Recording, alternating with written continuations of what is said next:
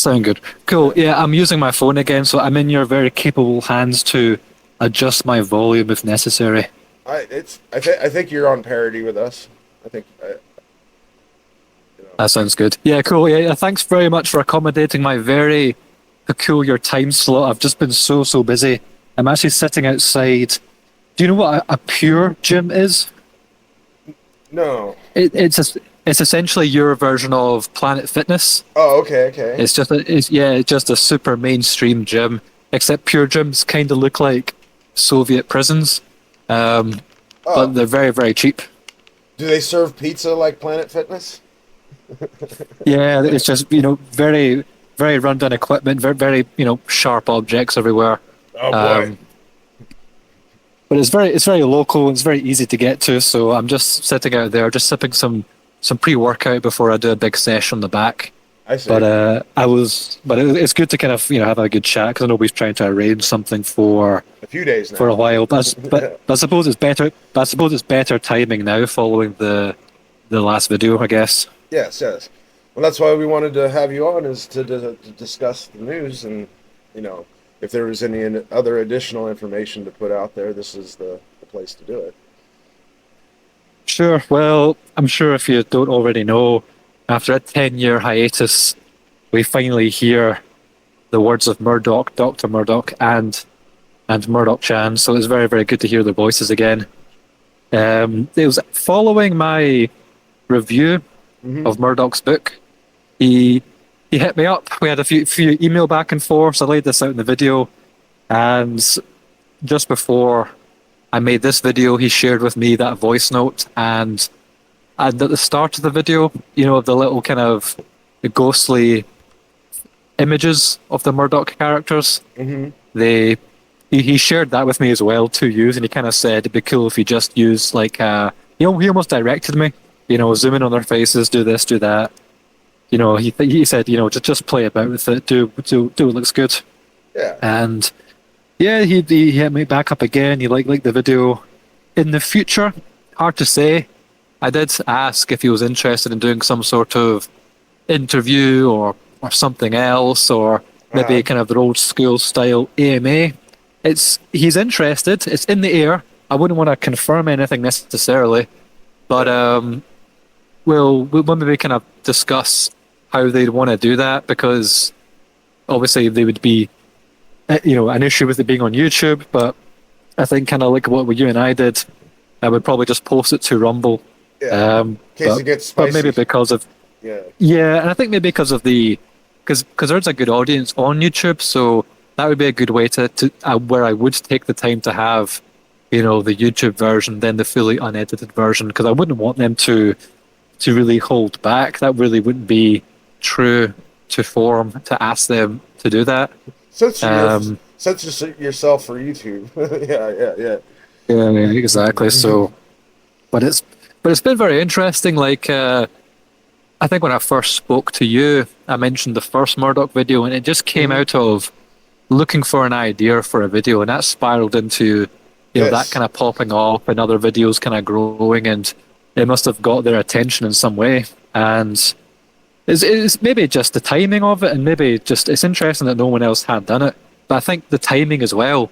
If this came out maybe like 2 or 3 years after they disappeared, there might not have been much, but it's been 10 years, and if you read the comments of that video, it's very clear people are just still so much enamored with their work, and just they want to see more.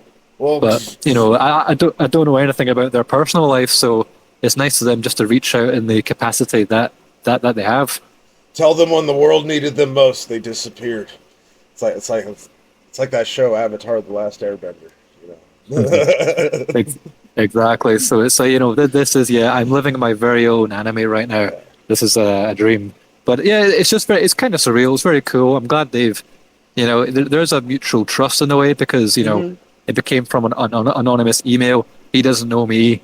He's Yeah. basing He took a me purely chance. on He took a chance in messaging me, yeah, even. Like yeah, absolutely. So maybe that speaks to that I do have an authentic kind of appeal. So I'm glad that worked. And yeah, I'm interested to see what's going to come out in the future, Murdoch stuff wise. As I said, with them specifically, I can't say either way, but it would be good if we at least get to hear them Well, for another time. if they're not opposed to doing a live interview, I mean, I already have the framework in place. We could do a Q&A with the chat, and the chat can ask them direct, questions within reason. You know, obviously nothing too personal or doxy or anything.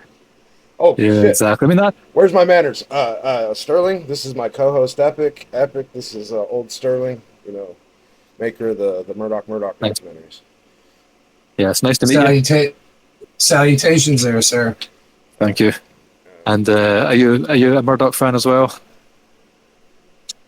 As of like the last year, I started getting introduced to their content and everything, and especially when Chudwick here was covering your documentaries and stuff. So I got quite a bit still to catch up to, but I am a fan of the 10.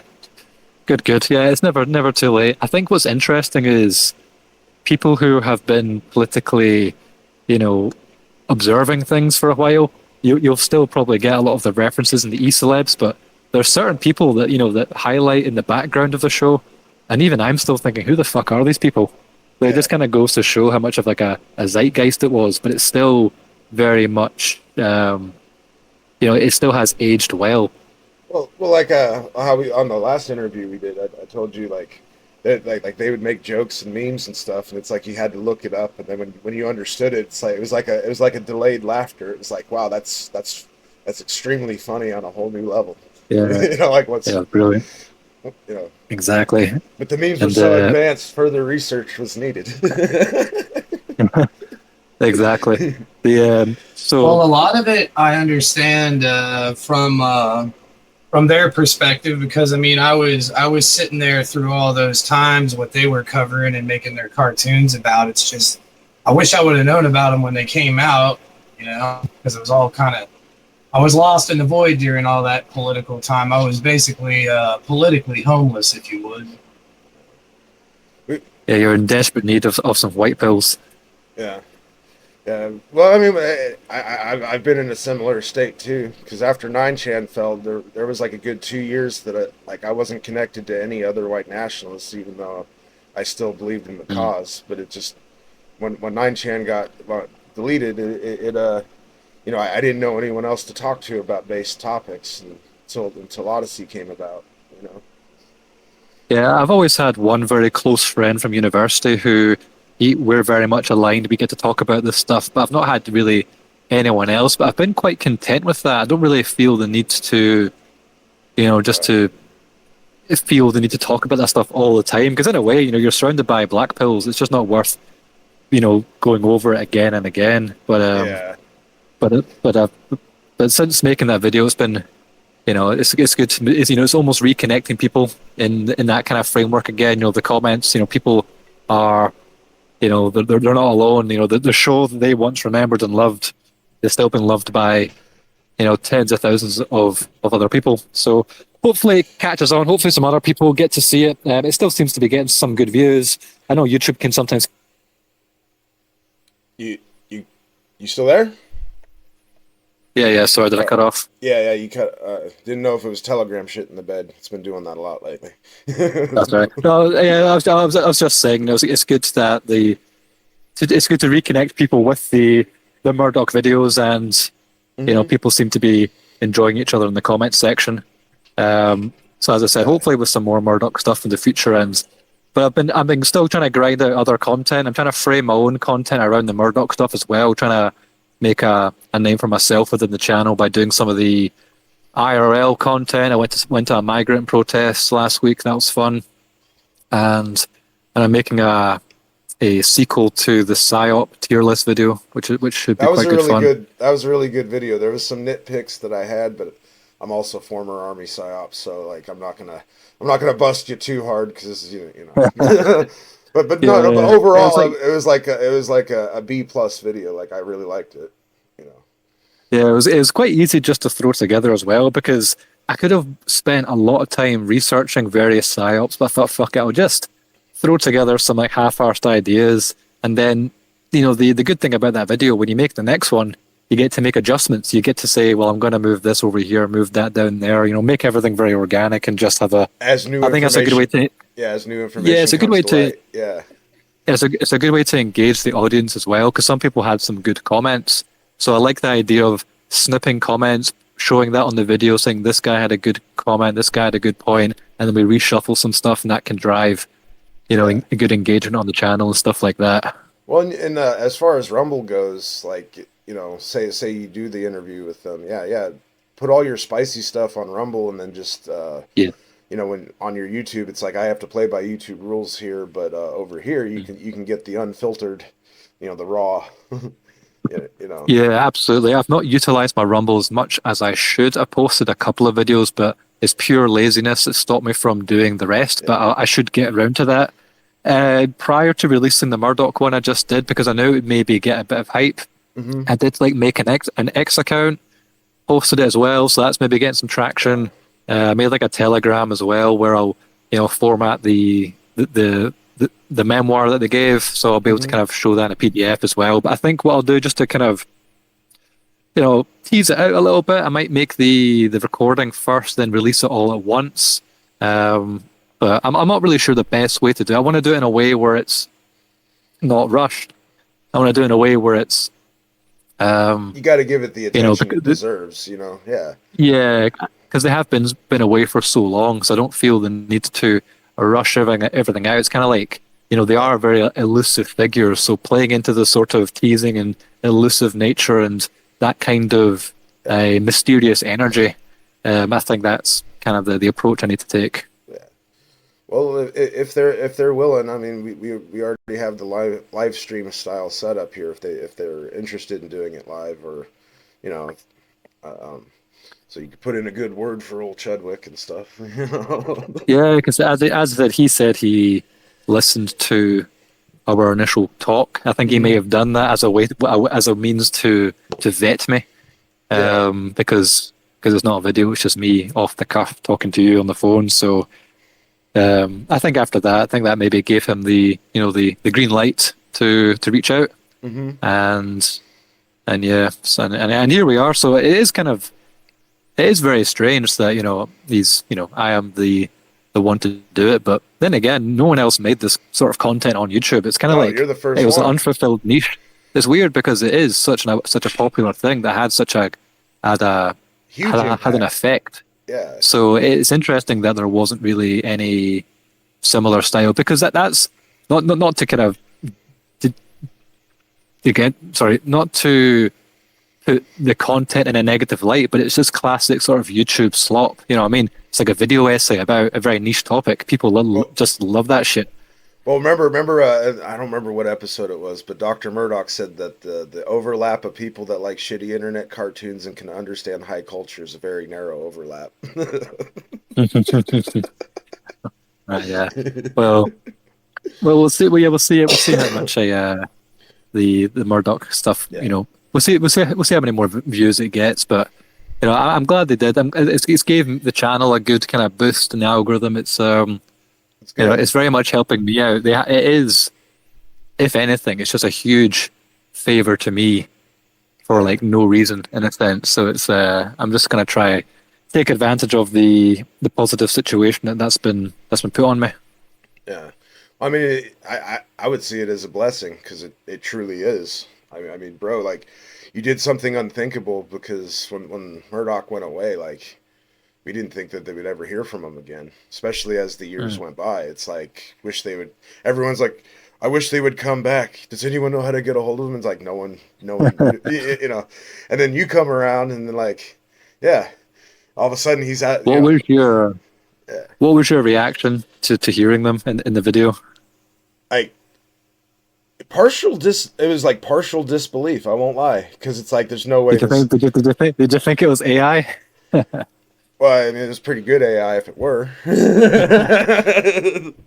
Yeah, I think the best way to prove that it's not AI would be to get Murdoch Chan to drop the N-bomb, because AI can't say the N-word. So if Murdoch Chan says it, then it's proof that it's real. Yeah, say some spicy words. Yeah, exactly. Well, and obviously don't jeopardize your YouTube channel with that either, but because Yeah, definitely. I mean, there will be people calling it out as AI and fake, but it's as real as can be. yeah. Um, Well, there's always the, going to the be way that, the way that that segment of the population that they'll have something negative to say no matter, you can hand them $1 million and they'll bitch it's in the brown paper sack. Yeah, It's like, I just gave you $1 million exactly. bucks, go buy a briefcase. Exactly. No, uh, but all the comments were very, very, very positive on that last one, so it's been good. yeah. Um, so I Well, guess we'll just have to wait and see for the for have to wait and see for the future. yeah. Well, I'm honored that you decided to come here and share this with us today because you know you could talk to the chat and stuff. I know they probably have some questions and they'll probably start filtering in here soon. Uh, uh, Mm. because I think there's about a minute delay. You know, so it but that's awesome that they reached out to you. See, had it been me, I would have been kind of skeptical at first because I remember in the 9chan days there was like several people that tried to claim that they were Murdoch, and through Inquisition, it's like no, you're not. You're just not like Yeah. these are if you made the cartoon, you would know the questions that we were asking, kind of thing. Mm. I Yeah, and exactly. yeah. I was kind of skeptical when I first saw the email, but as I was reading it, it's almost as if I wanted to believe it was real. So I was very much convinced quite quickly, which maybe was a bit foolish of me, Hmm. but it turned out to be legit. And they shared like as a signature, they Yeah. attached a stencil from the show. Like it's not you can't find this anywhere. It's like a very high quality res image of one of the characters. Hmm. So it's like it's proof that it came directly from themselves. Yeah. And It's only something they would have. yeah, exactly. Because I wasn't really sure because when I made that book review video, say hit me up, reach out to me, which was a kind of a shot in the dark. I really didn't consider how would they Hey, prove they are who they say they are, but hey, I guess they. I left that comment on your channel reaching out to you on a whim and a prayer, and I was astonished that you you responded. So I mean, Yeah, sometimes you just really need to ask, and that's uh, all we can do. And what I'll plan to do if they are, and I said I don't know, but if they're yeah, interested, whether all three or just one of them is hey, interested in doing even just like an AMA style thing where they hmm, have the questions already, then I'll maybe make a video. Maybe I'll speak to yourselves what sort of questions because we want to get yeah, the best of the best questions in yeah. order to make it. What would this be? Would this be AMA 5? How many AMAs did they do? Uh, I think three or Or four. 4? Yeah. 4, yeah. So So so that could be, cause, and and that would be really, really and it interesting. and Because it might take a little time too, because they've been gone for a decade, so they might not want to just dive right in head first. They might want to like acclimate to the that was water. exactly, Yeah. yeah, that was exactly my thoughts. Because that's what I positioned to them, saying, thanks very much for what you provided me. I really appreciate it. Thanks for allowing me to be the one, not just to engage, but be the one to release this memoir that he's like he's given me. Yeah. So there were saying like the AMA could be an okay idea. So they So did three. as you said, absolutely Just Skibru said that they've done three. So 3. So this would be AMA 4, four. the infamous fourth one that never happened. But it might. You never know. But as you said, I agree. They've been off the grid for so long. This Yeah. is our first sort of wink and a nod that they are actually alive. So I wouldn't expect stuff to come out right away. And nor would I really want to do it that way. As I said, we have to kind of Yeah. a bit of an insight how we build hype and a bit of elusive nature to it. So we will hopefully have a good kind of mutual relationship Yeah. and yeah, I'll enjoy the privilege for as long as they wish to be a part of it. Yeah. Well, I mean, the fact that they chose you, you should. I mean, that's a huge blessing right there. I mean, that they Mm. chose you to reach out to. You know, like Yeah.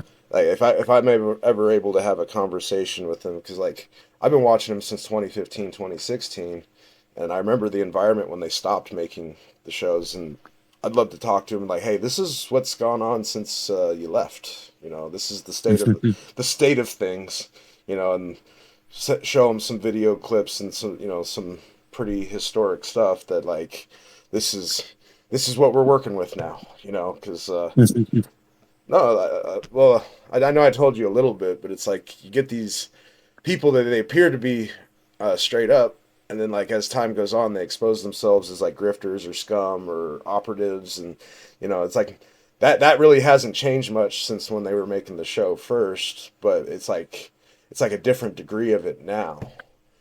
Yeah, different blend because the way the Overton windows shifted, everything is shifted within the sort of people being, I guess, for lack of a better word, operatives or kind of bad actors is a good way to put it as well. People who are bad faith or, kind of keep their own little cliques and just be, I guess we're on the same kind of movement together, even if we have varying degrees of opinion. Yeah. But, our almost need on the right wing to divide and destroy ourselves is just still very much apparent. And, the one positive thing that I noticed from our first interview that we did is like we were two pockets of our people. Like we didn't know each other existed until we shook hands, and now that we do, it's like I don't know if you've been getting any subs from over here, but people have been filtering in, and there's been a couple of them in chat said that they saw the interview and they came over from YouTube. So I imagine you probably got a couple in reverse, from my audience. So it's yeah, probably. Yeah, it's good to kind of have a good bit of overlap there, and that's I guess that's how you organically grow a movement by audiences overlapping with people who have we're in the same similar frame of mind, and it's not worth trying to one up each other or try to shoot each other down. Or I think this is a very prominent issue in Scottish culture is we have a stick up dog everyone like everyone. Stick Up Dog issues a correction. They did 4 AMAs. The 4th one was called The Gunts of Summer. Yeah, I remember that one. Okay, so the 5th one. Yeah, so it'll be the 5th one. Yeah, 5th one. Okay. Yeah. Number 5. That'd be cool. Yeah. So it's just but like us connecting was a huge white pill because like it revealed like there was you had a huge pocket and they didn't know of our existence, and it's been a huge white pill knowing that it's like, hey, we're not alone anymore. Our ranks are a little bit more vast than what we originally thought, and so it's I think it's a positive. I think it's a net positive. No, absolutely. It can only be a positive unless we decide to turn on each other, or one of us turns out to be a Fed. Then things might not be that good. But for now, things are looking good. I'm a Fed's Fed. They can't afford me. I'm the biggest Fed there is. Yeah. Like, that'd be a good audio clip there. I got accused of being a Fed once, and it's like, have you woke up at Gitmo with a sandbag over your head? No? Okay, I ain't a Fed. Because if I was, you'd already be there. a few people have accused me because they know I'm from the UK, and they're saying, how does this guy get away with it, if you're being arrested for all this stuff in the UK? And the long and the short of it is me playing a risk. I am. You're taking a risk. I am. But you don't seem to be violating. Employed. But you don't seem to be violating your nation's rules either, because I noticed you try to dodge the really spicy talk, and normally I'd clown on someone for doing that, but given the conditions that you're living under, it's like I can understand why you would, because no sense in bringing that kind of heat on yourself, Yeah, exactly. I mean, unless you get fully doxxed and you're exposed, and you may as well go full on. But right now, I am. Because I would guess I'm shying away from saying anything too spicy, but I'm not necessarily shying away from my own views and opinions. I mean, if you know, you know. I mean, when you listen to me, you can understand where I'm coming from. It's just more of a roundabout way of saying things as a means to, be within YouTube, be within, I guess, the UK law as well. And I'm not really trying to be too outrageous. Because have you seen that guy? Actually, I just reminded myself. There's a guy on YouTube called Flight from Syracuse. You heard of him? Yes. Yeah, I actually hit him up. I've been meaning to respond to him. I've been so busy.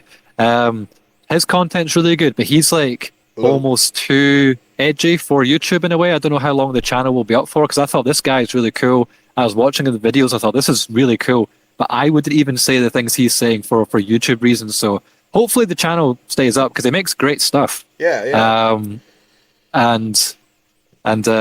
But also, like, since we're entering a new time, like maybe new coalitions is what's needed, because like we're entering a new dynamic, a new phase of, I don't even want to call it the plan, but just, with them coming back, it's going to upset the current meta of everything that's been transpired. Yeah, I think we shouldn't be under no illusion though that, because a lot of people have commented saying, yeah, it's amazing to see all this stuff on YouTube now. Why is this allowed? I think it's just allowed because it's small. It's small scale. I've got a small channel. Tomorrow we could all just be banned, and that would be that, and no one would even know it existed. So I'm still under the, the fear of the channel. So I'm being careful. Okay. I'm not saying anything too spicy. Yeah. And Well, I knew by the end of our first conversation, you're our guy. Like I could tell. Yeah. So That's good. So chats, they're chastising me. They said old Stirling was about Yeah, to speak. yeah. They said old Stirling was about to speak on something about Scotland, and then Rico sidetracked it to the fourth AMA from Murdoch, and Stirling didn't continue his thoughts. So I apologize. Oh, what was I say? Yeah. Scotland it's a very self-deprecating culture, which is good in a way. It forms our sense of humor.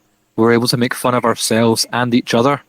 However, I think what the issue is, and I was drawing the comparison to Scotland to kind of right-wing circles, where as soon as you start to do good for yourself, a lot of the people kind of want to bring you down back to their level. They almost don't want to see you rise up and do well for yourself. Misery loves company. Yeah, it's like the expression where, these certain people, they don't want to hear about how well you did today. They want to hear about how you wasted a day just like they did.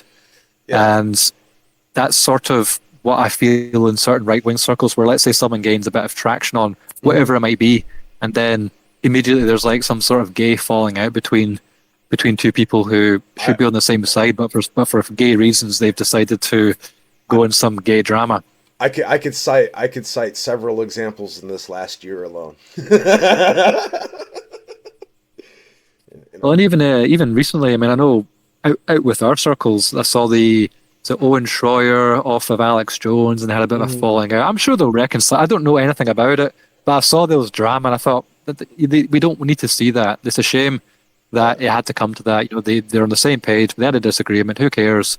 But I'm sure they'll kiss and make up eventually. But it's a battle of egos, and I think that's another issue with our circles. It's too many egos. Like I was interviewing a guy in Falkirk on one of my videos, and he's a member of Patriotic Alternative. He's Mark Collett's group in the UK. It's sort of like a nationalist, ethno-nationalist group.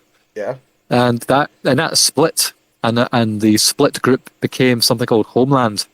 And the guy that runs that, called Kenny Smith, is just a crazy psycho that thinks he's going to be the next Hitler, and he's just sowing division in a already very niche group in the UK, already splitting it in half. And it's just a shame to see how things kind of go in that way. Well, you could argue that it's part of the Fed op to divide and conquer, to keep from any traction being gained. There's that's definitely an element to it, but there's also a level of responsibility that some people within these circles are just fucking retards that really shouldn't be in front of a microphone, never mind a camera. Yeah. So I have a friend who's named Interesting TV, and I think I told you a little bit about him, but he was the first one of our guys to ever breach a million views, and opponents of him reported him and got him banned for I think it was either 30 or 90 days, and basically since he came back, he never front paged it ever again. Because I don't know anything about that, but that is a shame, because he was taken down probably by his own side. It wasn't some lefty with a bad haircut. It was some fucking Telegram chud that ganged up on him. The ninner in question, admitted to it and was like proud of it, and it's like, you know, I disagreed with Great. it because it was like, okay, he broke 1 million views by virtue of us just being in the sphere. Like some of those views are going to filter to us because he's going to be like, hey, that guy's cool. Go check out his channel, right? I mean, that's just Yeah. how it works. But the guy in question, was like, well, it wasn't me that did it. So like, no one else can grow above me. And like it was sad and tragic. And he's one of the guys that we call out regularly, you know. Yeah, exactly. That's the idea of like there's a I listened to a Jonathan Bowden speech and he said there's an Asiatic kind of philosophy called the tall poppy syndrome, where you have Hmm. this field of poppies. One poppy rises above everything else. So what do? You snip it down so all are the same. Yes. And that's the kind of mentality that we should be encouraging those who do well, because otherwise we'll just grovel amongst ourselves, and Yeah. that's no way to go. In more positive news, I don't know. I just want to talk about this in extreme brief detail because it came today. I got Okay. this new shiny laptop that I plan to. I'm gonna take it away when I go abroad, but because it is a nice, tasty laptop that can do fucking everything, I might utilize that with my second monitor to try and do a stream soon. I'm Okay. not really sure what, but I think I might just test the waters by streaming some old school game, shooting the shit, and just kind of run some tests to see how it actually works. So we may have old Stirling on a stream doing Nice. some. I don't know, Matt. You ever play Medieval 2 Total War? I might just play something old school just to kind of test the I waters and see how I the technical stuff works. I have a chat. I have a chap that a friend of mine who's like virtually undefeated at that game. I've tried to beat Mm. him. I tried. I gave it like I actually literally tried, and like he still mopped the floor with me. Uh, So if you yeah, could take him down a peg or two for me, that would because Tuber is he, he he's a little cocky about that because he's like, no one can beat me at medieval Total War, and it's like, well, I can't beat you, but surely someone can. fuck, that's a tall order. I've not played the game in like 6 years, and I'm like a save scumming general. So, but we'll see. But yeah, it'd be good just to kind of play around and experiment and some stuff, and that opens avenues for more content, a good way to engage directly with the Yeah. audience as well. So I'm trying to cast my net to because as well as I'm feeling happy, making the content, making people happy, but there is an element of I want the channel and I want it to grow, I want it to do well. That there's Hmm. that kind of drive that you want it to be successful. So I mean, you're putting a ton of um, effort into it. So we yeah, we and got we got a super chat in from Mighty Mouse with the 5, and he wants me to ask you, what does old Sterling think about Savitri Devi? Savitri Devi is quite interesting. I've read her book Lightning in the Sun, where it is quite romantic. It is an interesting read. I think one of the things she says, which the guy can correct me if I'm wrong, that I thought was very interesting that she said, where the masses being able to read is actually a bad thing, which sounds kind of crazy. Hmm. But what do people, normies, what do they do to read? They just read propaganda.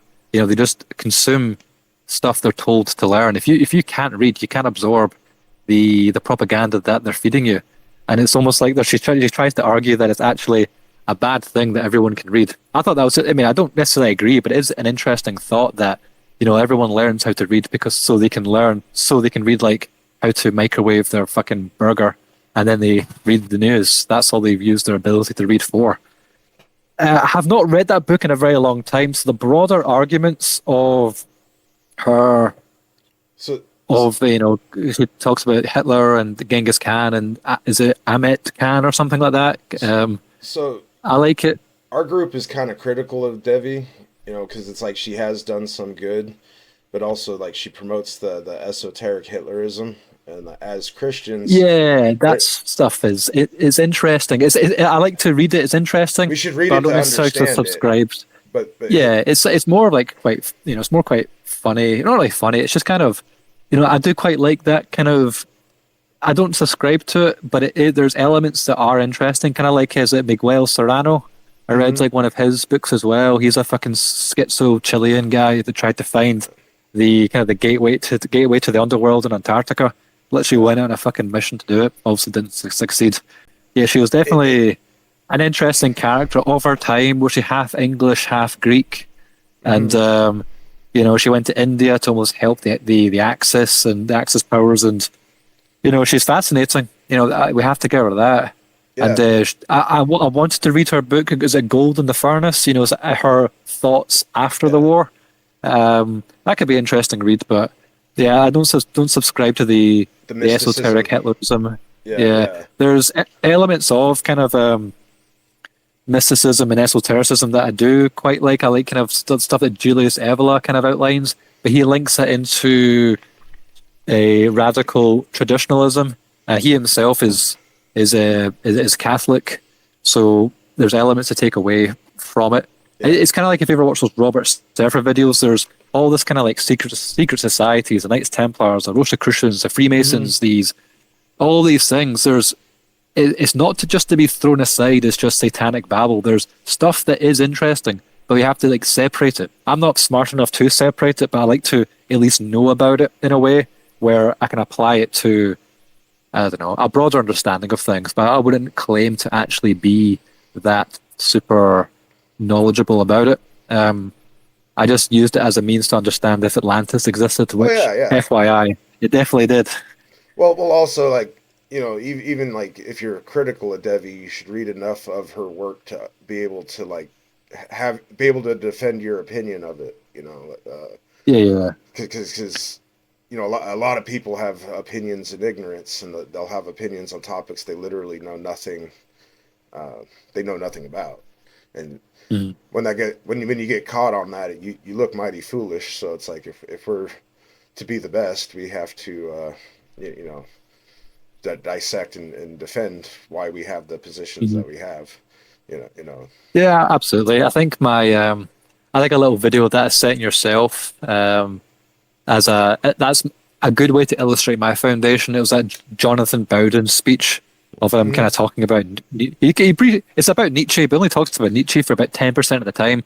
But he's just giving this absolutely amazing speech about the state of Europeans, or how do we move forward, how do we look back, and you know he was way ahead of his time. That's like a 2010 speech, and he ended up dying 2 years later. I think he had like a mental breakdown and just fucking lost it. But that's a great speech if anyone's interested. My younger brother had a mental break when he came back from the war, and so I understand. Like, so some people just it fractures their mind, it fractures their souls. You know. Mm-hmm. Yeah, and you can't really repair that sort of damage as well, as much as you want to try. Yes, exactly. So I mean, you can't fault the man for having a mental break, because I mean it is, you know, the more truths you learn, the more pressure, and you know it's actually. Well, yeah, he was he had a bit of a hard life as well, and you know he was part of this BNP party, the British Nationalist Party, the last right-wing party the UK had. You know, there's lots of rumors about him. Then he was, you know, kind of, you know, essentially was attacked from within. He was kind of, you know, he was, you know, I'm trying to express, I don't really know the full story, but he was labeled as something he wasn't, and then he was essentially extradited, and, you know, that it was hard for him to recover. At least that was my understanding. Well, and like, I've noticed too over the years when people learn the truths, there's like different phases. There's like the red pill rage, because you learn the truth and you're pissed off and you want to do something about it, right? And then like when you realize that it's very difficult for a single person to change the world, then it's like you usually enter the black pill phase, and then comes the white pill phase when you realize like you have the hope that you assign the value of life, you know. Yeah, exactly. Like I think, as I said to you before, we are, you know, our time, we're born, we have to envision right now we're in AD 400 in the Roman Empire. You know, it's way too late for the glory days, and it's, you know, just in time for like the collapse. So we need to move forward in the time of which we're living in, and in a way we should be privileged for such a battle and a challenge ahead of us, that, you know, it's upon ourselves to actually be the ones to take that step forward. You know, if everything was fucking amazing, then there'd be nothing really to worth fight for. You know, we know what's worth fighting for. We know our situation's kind of doom and gloom in many ways, but that's a challenge we need to take on. But also in my own suffering, I learned that God doesn't throw things at you can't handle. He's just testing you. Mhm. He's trying to pressure makes diamonds. You know. So Yeah, exactly. so it's like it might seem overwhelming, but you like I was saying before, on the Murdoch Murdoch Galaxy MM88, when Hitler's saying that suffering is the canvas on which a man paints his life. Like Yeah. I heard that at the point in life I exactly needed to hear those words, and like it changed me, and like, but it snapped me out of my funk too, because Mhm. I was On kind of that in a black episode, hole, and you know. not to shift vibes too No, hard no, here, no, but no. in You're that fine. episode, in that episode, what does Arthur Donald say? He was like guarding the post, and he was like watching something on his phone. He was watching 4chan. somebody rape. No, Yeah, no. he said he was watching somebody rape like a teenage Kevin Spacey or something. What Yeah, was yeah, that yeah, quote yeah. again? He's That was so like, funny. it was George Takei, the Star Trek guy, George. Sulu. Ah, that's who he is. Yeah, because I was trying to think, who the fuck is George Takei? But I've heard that name before. It's But Sulu. yeah, from Star Wars. Yeah. But yeah, he was on 4chan, and the Israeli posters told him to take a nap. He's like, so I took a nap. What the hell was that? Arthur Donald? Are you in here? What's all the commotion? Can't a peed get a nap? I fucking love Arthur Donald. I don't think as many people appreciate him as a character as much, but he is my favorite so much. I just love He's the everything he comic says. relief. Is always Yeah, yes. yeah. It's just everything he says. It's golden. I love Arthur Donald so much. I think if I end up streaming, I'm gonna have a button that makes his squeaky sound. I think that'd be really Fuck funny. yeah, dude. Fuck yeah. That'd be funny as hell, dude. Especially when someone says something super corny. When someone says something super Yeah. corny, you just squeak it. Yeah. I can read out. So yeah, I can read out a comment chat makes and do the squeaky sound. That'd be fucking Yeah. brilliant. That'd be a nice touch. It'd be a nice touch. You know what? Yeah, I'm yeah. gonna rip you off too. No, I'm kidding. I'm No, kidding. good. Yeah, do it. It's free. It's free range there. Go for it. But it's But just, We're big soundboard respecters around here. yeah. Here, yes, exactly. Yeah. I got my soundboard up. I'll play one of my favorite drops. It's one of my favorites. Too much fun killed the hooker, as they say. Let's go. You I like didn't this? hear that. I don't think I'm like. I don't. For some reason, I can't hear it from because I'm not watching the stream. But It's from an old cartoon, and it's a cowboy, and he's like, "Too much fun killed the hooker," as they say. it's probably from like an old '50s Tom and Jerry or something. Yeah, but Is there any like because I'm not on the? Is there any like questions from chat or anything like that? I'm just like quite conscious Alright. of time. yeah. So Sterling doesn't have a lot of time, so if you have any questions for him, chat, let's get him in there. All right, so we got about a minute of delay or so. So we'll just Yeah, it's totally fine. Yeah. yeah. Because I've got this crazy day.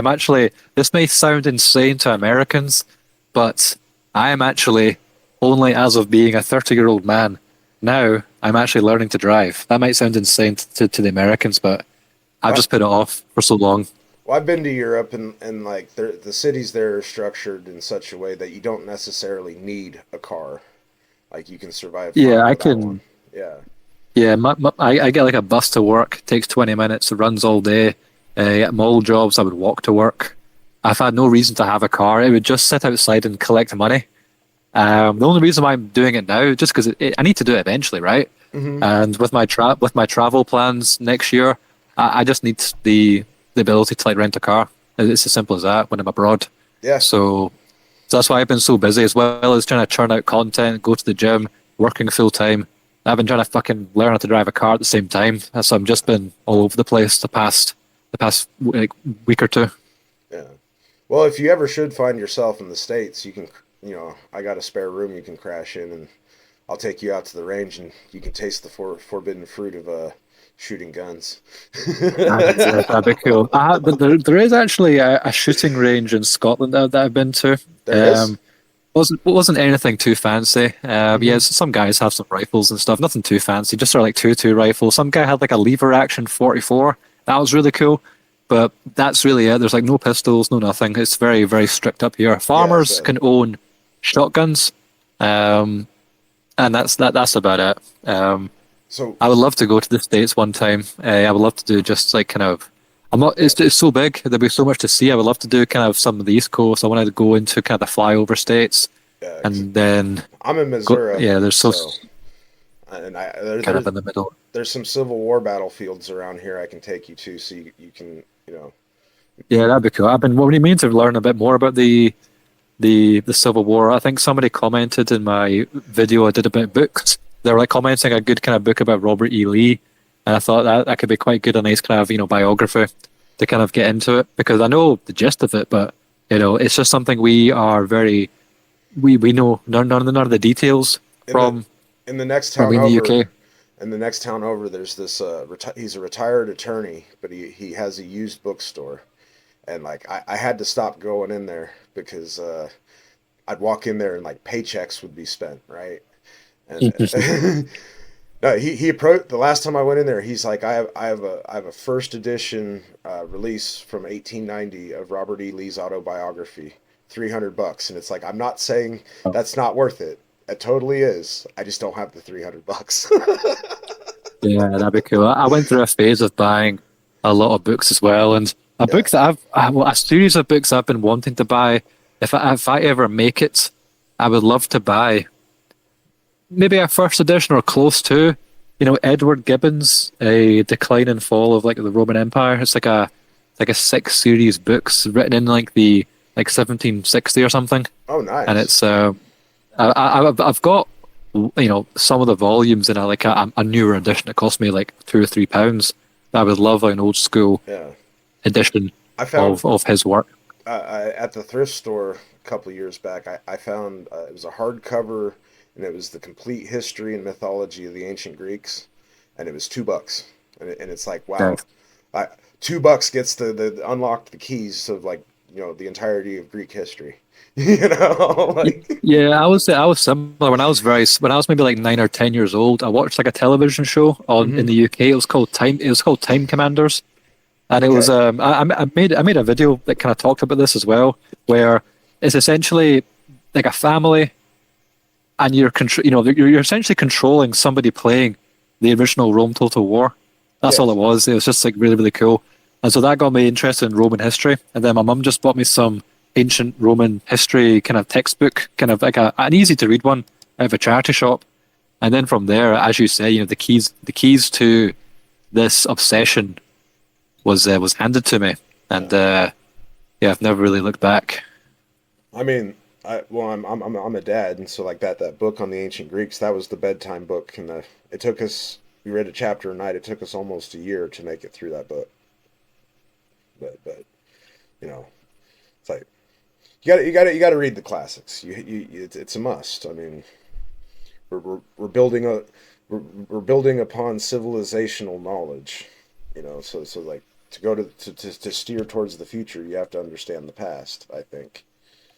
Yeah, we need to have some sort of foundation in order to move forward on. That's something that kind of the Always the Horizon, Murdoch's book, kind of hinted at, that there's a lot of fluff we can not necessarily ignore, but it's almost sometimes not worth dwelling on, the Romans or the Greeks or, that kind of stuff.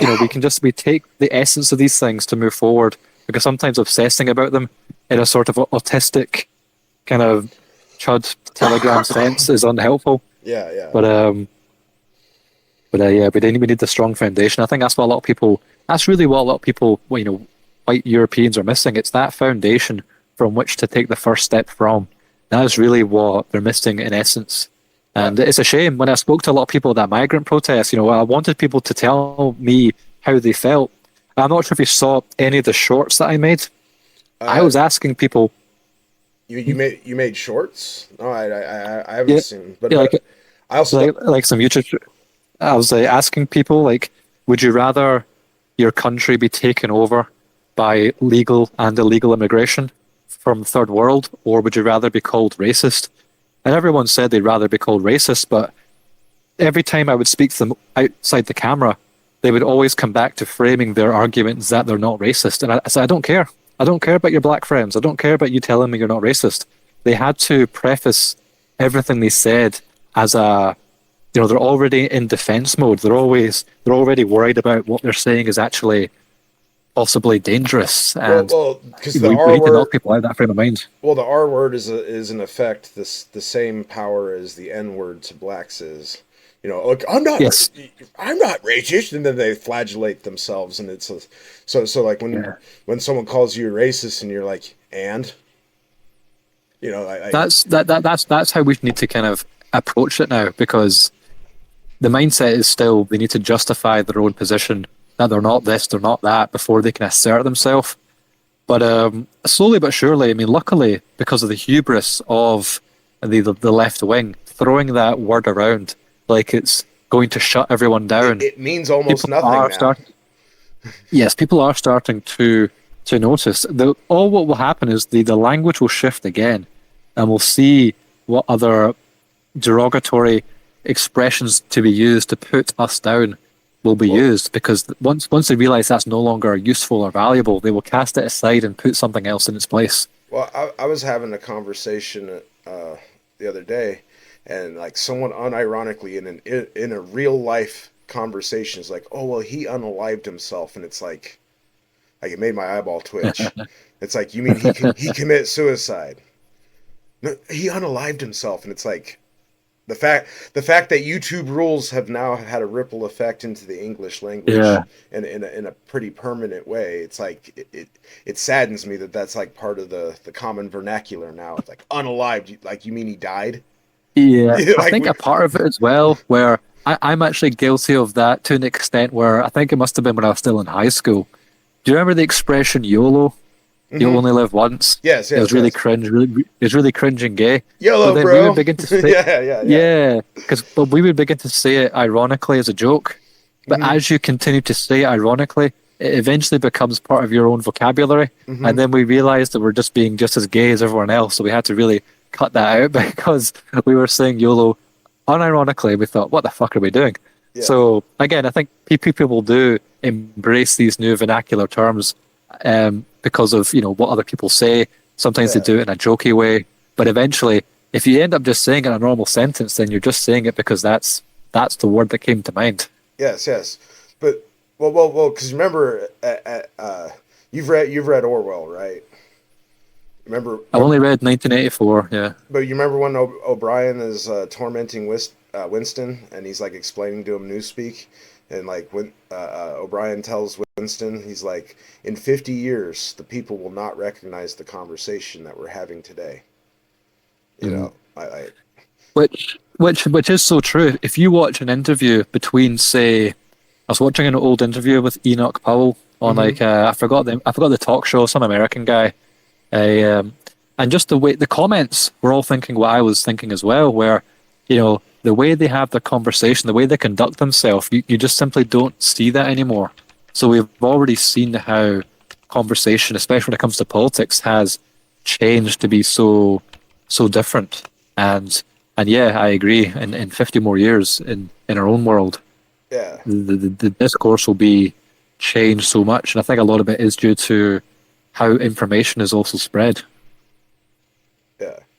So I mean, but it's with the news that you broke this week. I mean, like how I said before when you gave in the build up before the video was released, it's like, well, this is really really big news if true. Because I admit when you told me on Tuesday, I was a bit skeptical because it's like I've seen so many people try to claim to be either Murdoch or one of Dr. Murdoch.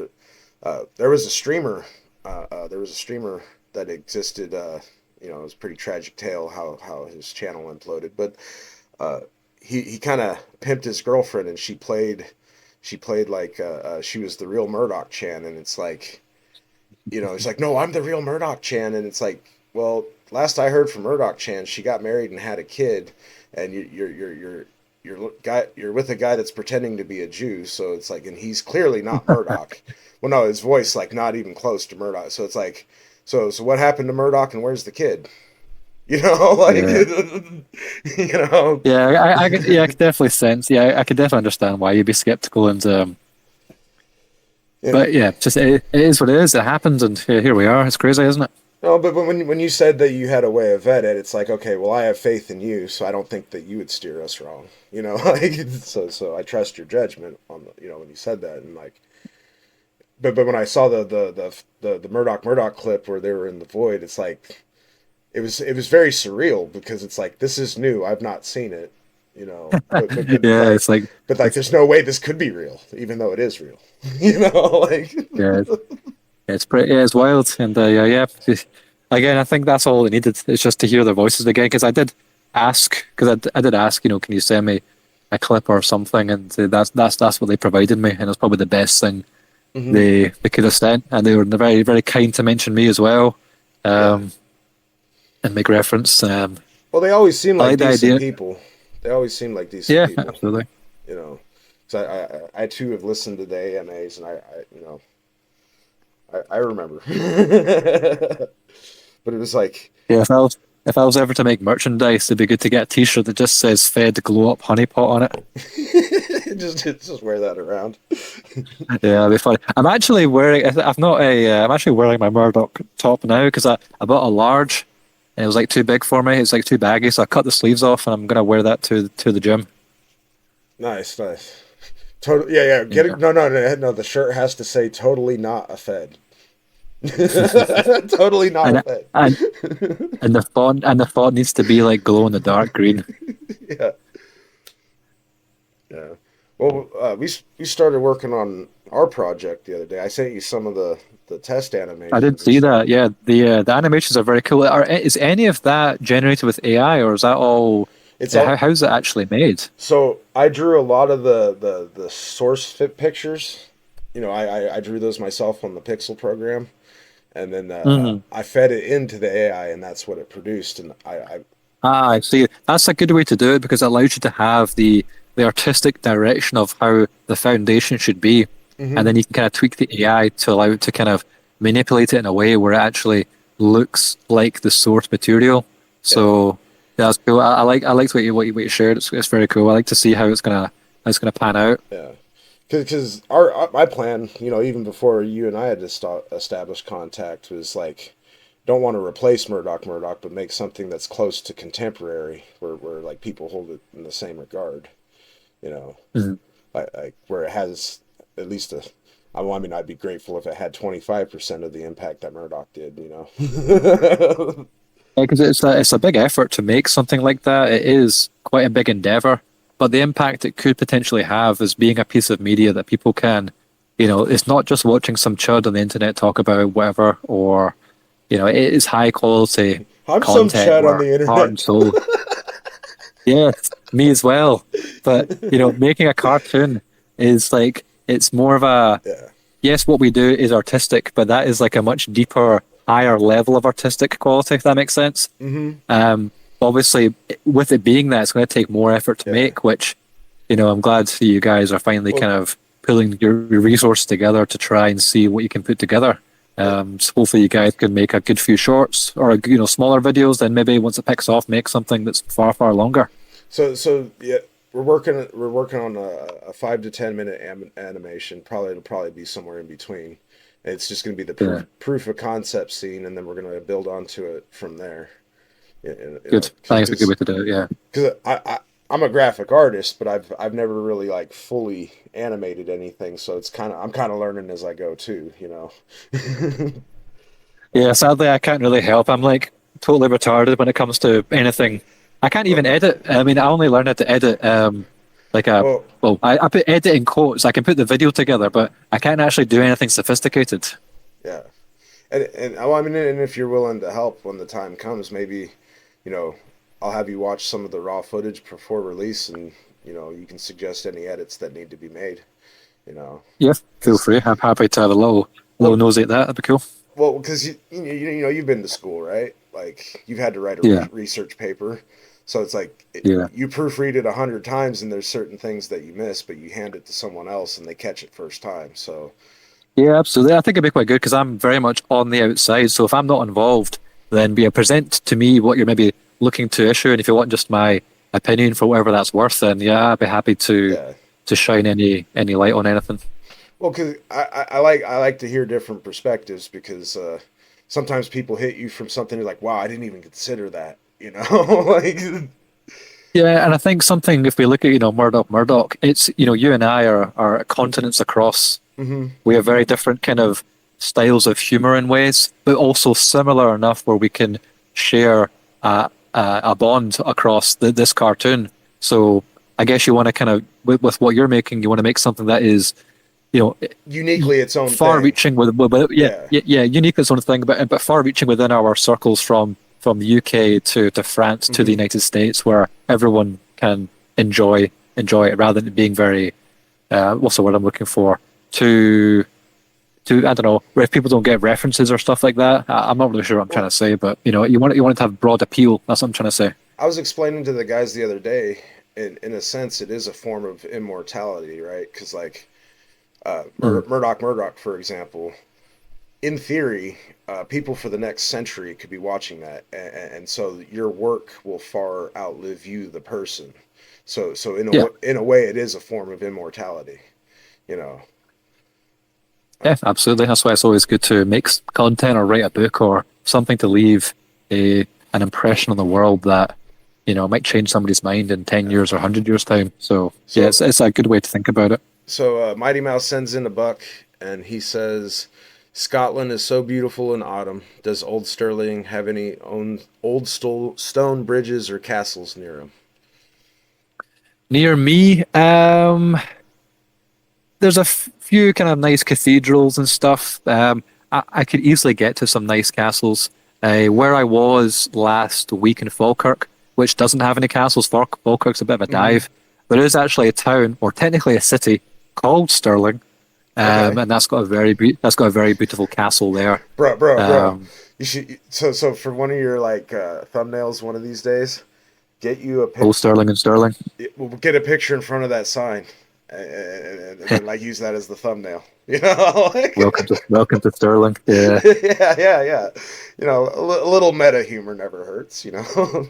Yeah, absolutely. Yeah, no, there's lots of beautiful stuff to see in this country. It is a nice place. Yeah. It's just a shame that certain areas, especially where I am currently sitting, it kind of looks like it's almost as if the Soviet Union never fell.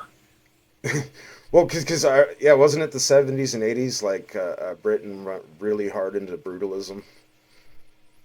Yeah, a lot of the new towns. If you look up, there's a town in Scotland called, I think it's called Cumnock, or New Cumnock. Uh-huh. And I know it's got a funny name. It's a Cumnock. the town centre looks like a sort of space station from a badly made Star Wars film. It's like crashed in the middle of the street, and it's just grotesque and huge, and it's like it's just fucking nuts. But yeah, the brutalism here is there's some of it that is actually okay, but maybe just because I'm surrounded by it, you kind of like pick out where it's done well. But a lot of it is just this soulless concrete that is not cool. Well, and it depends on the aesthetic you're going for, because like some of the movies and stuff that have used brutalistic buildings as the backdrop, like if it's like a post-apocalyptic or a dystopian setting, it works. You know, it has that certain aesthetic. But if you're trying to make like a happy white pilling and it's like the backdrop's all brutalist structures, like it doesn't fit. You know.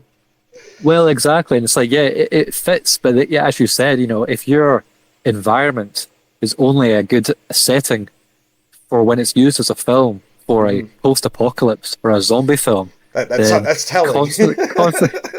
Constantly living around it is going to slowly but surely degrade your soul and spirit. And so we need to return to if you ever go to the city in Scotland called Edinburgh. Expensive, but it's beautiful. It is very picturesque, and there's. It's crazy. It's crazy when I walk over a bridge. I'm thinking this is older than your country by like hundreds of years. Yes. And it's crazy. All that sort of stuff. But it's crazy when you're in front of that kind of history and you rationalize it like that, because it puts things into perspective to like how short a human life actually is. You know.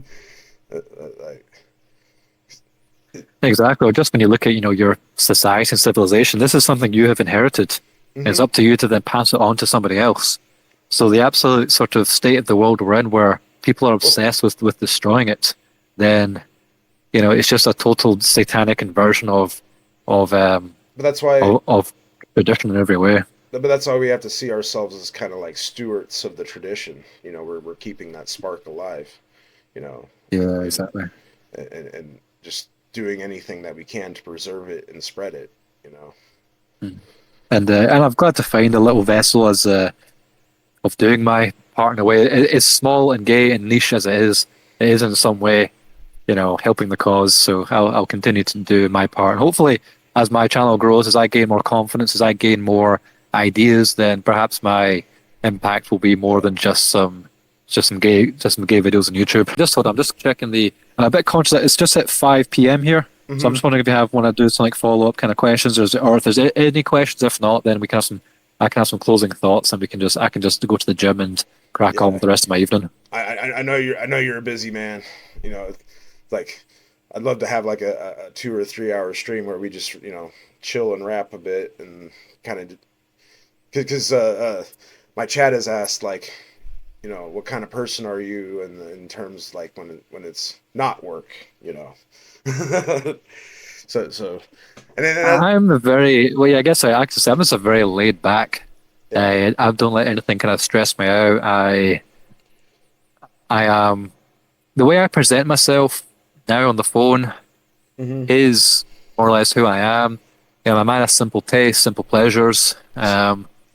simple man with complex tastes.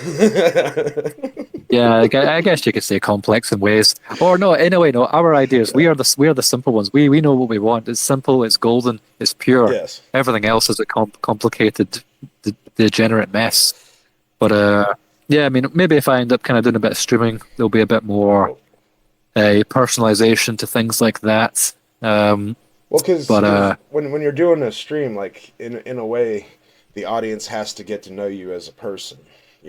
So it's like you do have to present some of that forward, like as a streamer. I mean, it's different from the video format because the video format you edit it and it says what I want it to say, but like yes, chat's dynamic because they'll ask you curveball questions. Like the chat. Yes, exactly. But it's not that they're not trying to be mean about it. They're just trying to figure you out. Is what it is. Yeah, of course. And also see how you react to things. And I have no doubts that you'd kill it because I mean you seem to have a good personality for it. Yeah, hopefully so. Because I'm quite an introverted person. I'm not really one to. Yeah, but I've heard lots of streamers before say the exact same thing, and maybe, I guess, I mean, if you imagine like that Synthetic Man guy, I sometimes watch him occasionally. I have. He comes across as an introverted guy, and I know he's a very divisive character, but he's funny. And he is introverted, as he said, and I think he just needs to overcome the initial. It's new. Anything new when it comes to, especially engaging like an audience. It's going to be a little bit kind of unsure. But I've gone from not making any content within this year to where I am now, and it's it's shown that you can learn so much. If you need to just kind of put pen to paper and just start making stuff. I think not to quote the Antichrist himself, but Mr. Beast said something along the lines of, if you want to make good videos, then make 100 videos. The first video you make is not going to be amazing, no matter how much effort you put into it, because you've never ever done it. Yes, so, exactly. You got to cut your teeth though, but that's you get better at it. So the only way to get good at it is to do it. Yeah. But which is most things in life. Well, even with the pixel art, chat can attest that it would take me a week to complete one picture, but now I'm getting depending on complexity, some of them I get done in a couple hours, and that used to take me days. But it's just you get familiar with the program, you develop a style, a technique, and Yeah, absolutely. Repetition breeds proficiency. Oh yeah, absolutely. But and if you do get into streaming, I would be honored to make an overlay for you to help you get started too. Yeah, I need to kind of think about what my approach will be. I think my initial one, it'll be very basic. It'll just be seeing if I can be heard on the camera, if it looks fine on the camera, and I can run a game in the background. then I can do that just as a means of, proof of concept, and then I can experiment with what kind of avenue or style or what little things I like to do to make it more interesting. But my plan is to make it work initially, technically wise. So, but you strike me as a classy fella. So like I think, we got to get you an appropriate overlay. Mm-hmm. I'll whip up a couple things and see what you like, and you tell me which direction to go. How's that? Fair enough. Yeah, that could be cool. That could be quite cool. Well, I mean, chat seems to really like my overlays, so. That's good. Yeah, I like, because everything needs to kind of have a unique look to it to make it more, again, more unique and personable. And yeah, I mean, I'm early days. I've just had a few thoughts, especially with my new laptop toy arriving today. I'm gonna mess about with that, see what I can do, because I need to do some work. What I need to do is transfer everything I need from my main computer into it. I'm gonna do a total reset, factory reset on my main machine, maybe clean it out, because it's a computer in this day and age should not run as fucked up as it actually is right now. Yeah, it's actually amazing that I've managed to do the work I have done on it. Is it a Windows machine? Just to throw it out there, Stirling, if you ever do need any type of like IT help or whatever, I'm actually a specialist at that. Just a heads up. Yeah. Good. I might be using your ear sometime soon for some technical hiccups I might encounter in the near future, but right now we're all okay for now. Anything a YouTube video can't solve or ChatGPT, I will be asking for some help. I hear you. I hear you. But we try to be a community here and like help each other. What sets us apart from our opponents is we try to build each other up and not tear them down. So when someone new comes around, it's like, well, here, let help you out the best that we can. To, it's just how we conduct ourselves, because we're white. Yeah, exactly. I gotta be looking out for the other white man. Well, think like kind of like Flanders. Hello, neighborino. Yeah, as you grow older, you realise that Flanders is the soundest cunt there actually is. Yeah. In The Simpsons.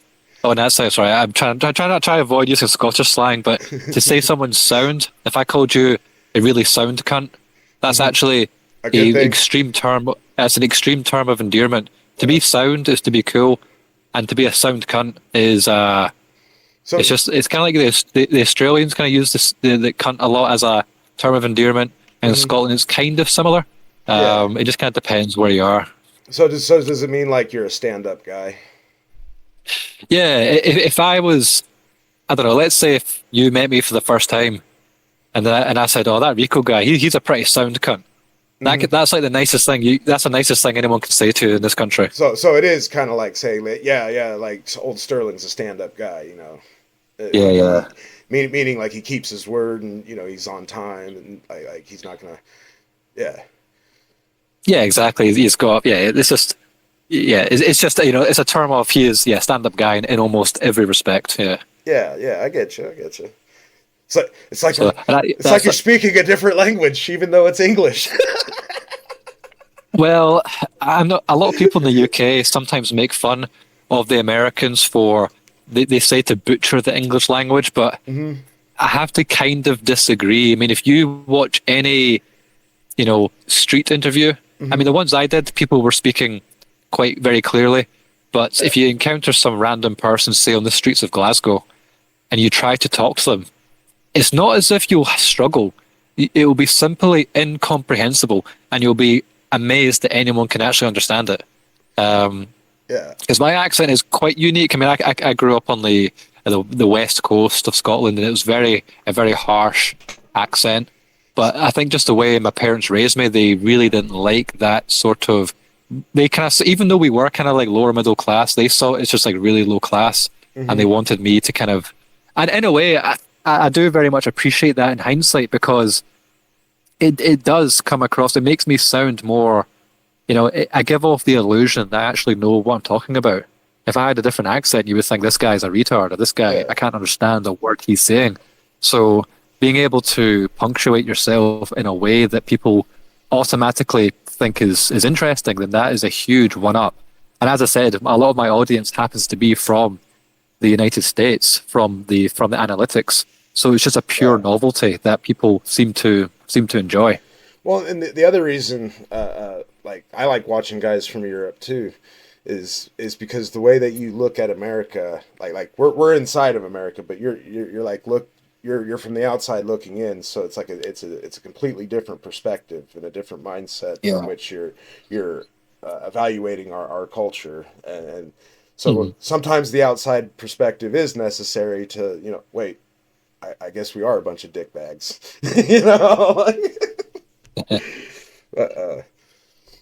because the overall sentiment on it, especially when I speak to people in Scotland, they don't really seem to like Americans. They always seem to just think they're just.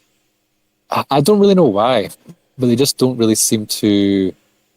I know respect them. I exactly know why, because I've been to tourist spots abroad, and it's like. My fellow countrymen, like, they finish their food or whatever, and they just drop the wrapper on the floor, and it's like, yes, the locals, they see that, and then they form their opinions of us based off of that behavior, even though not all of us are like that, Sure, but then again, the Americans don't have a worse reputation than the British tourists. British tourists abroad in like Spain or hot countries in Europe, I've heard. The British have the worst reputation. It's almost just so. It's almost it can't be undone. It is just tarnished forever. Yeah. It's just so funny. Well, however, that being said, when you say you're from Scotland, they automatically like you more because they assume British and England is like one entity, and Scotland's almost this niche little thing outside of it. When it's not, it is the same in many ways. It's kind of its own country, but it kind of isn't. It's like it's in this absolutely. It has its weird... own, it has its identity and everything. But it is because it is just small and niche, and I think it seems to have a different reputation. If you say you're from Scotland, it just seems to have a different kind of ring to it than say I'm from the UK. If you just say, from Scotland, it just has a. I just have what I've been told. Let me know if this is real. Is it not true if I go to the States and then people hear me, everyone will just think I'm the coolest guy around? Yeah, is that real, or is that just? Yes. When I was in Germany, just speaking with a Midwestern accent, the German chicks thought it was hot, because it's not the usual English that they're accustomed to hearing. It's exotic at that point. Yes, exactly.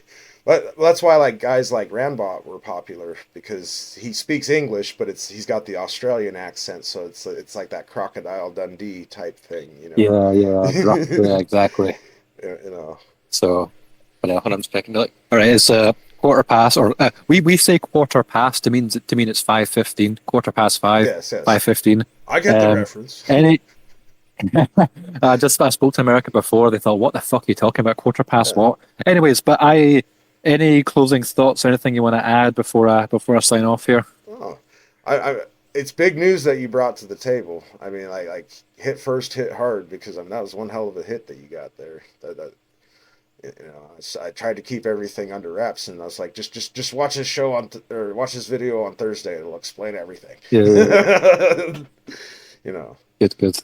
But well, I'm glad the video was good. I'm glad people enjoyed it. Hopefully, we'll see some similar content in the future. Not sure about near future, but we'll wait and see. And the thoughts I had. Yeah, thanks very much for having me on. Yeah, no problem. The thoughts I had, I think the reason why they chose to reach out to you is, I think during our talk, of all the other people that have came and gone over the years, like you best embodied like what Murdoch was talking about with the nice guy nationalism. When he saw your videos and he saw our talk, he was probably like, wait, someone actually listened?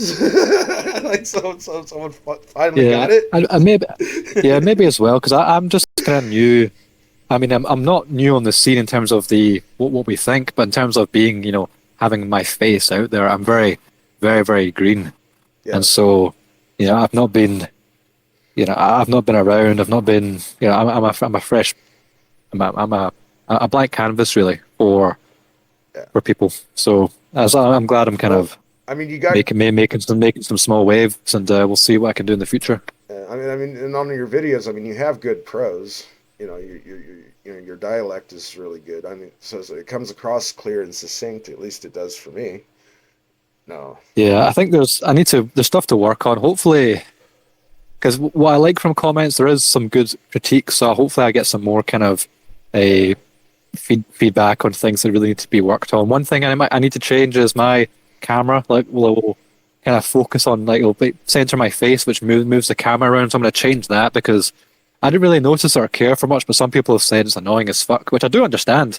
Yeah. So there's been a few comments. I'm not sure if anyone else has caught that, but once you see one or two, you have to assume it's more than two people because it is like something that maybe other people have noticed. And next time you do face the camera, just try static camera and see if that where it doesn't. Yeah, exactly. Yeah, exactly. That's the plan, and just little things. But again, if you know, we'll see, because I think a lot of people will. If they have any feedback, it's just not helpful. But I do want the positive, or I mean, I want proper critical feedback to make the videos as good as possible. But yeah, there we are. Yeah. Well, I'm glad you decided to swing by, and you're always welcome to come hang out. I know. Yeah, thanks for accommodating my time slot. I've just been so busy, but I'm glad we managed to squeeze this in because I wasn't being able to make this, but just the way my kind of schedule lined up, so I just had a free hour to kill. And so there we go. Well, I'm glad you chose to spend it with us, and because people had a ton of questions, when the news broke, and your post on YouTube did circle the circle, as it were. Yeah, it was purposely vague. I wanted to, building the hype. That's what you got to be. You got to build the hype. Yes. For what it could possibly be. You got to hype. Yeah. You got to be a hype master. Shameless self-promoter. Exactly. Hell yeah, absolutely. But, all right. White Powered with the 5. He says, "Great tent, boys." Yeah. So I mean, chat seems to like, So I think you're going to do pretty good on live streaming as well. And if you ever need a colleague or, someone to bounce things off of, because otherwise, after a while, it's like I've been yammering to myself on the microphone for 7 hours.